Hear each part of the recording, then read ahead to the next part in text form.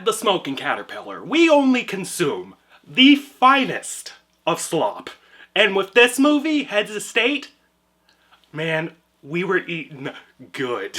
This was one of the most corny and generic action movies I have seen in a long time. Every beat of this film was so painfully predictable. There were no real stakes or consequence to the proceedings at all. Almost none of the humor landed.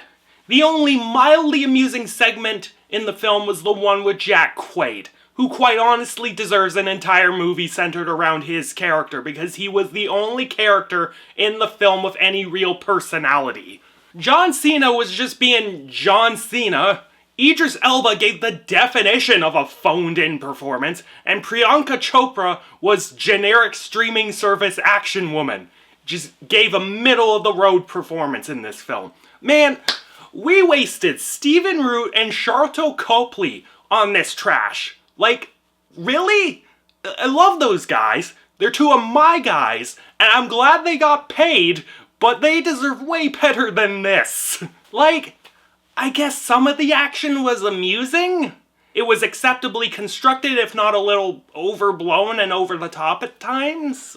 Also, the villains actually had some decent motivations for a slop action movie. Disbanding NATO is a very prescient topic given her current political climate. If you took those motivations, put them on some characters with actual depth, and got an actual crew of artists working with that, you could probably construct a halfway decent spy thriller centered around that idea. I suppose if I had to wrap things up and say anything else, I'm glad John Cena is having himself a wonderful retirement from wrestling.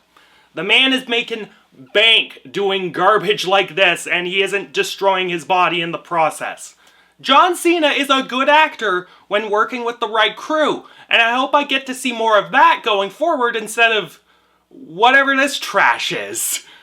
Moving on, 3 out of 10. Fuck this movie.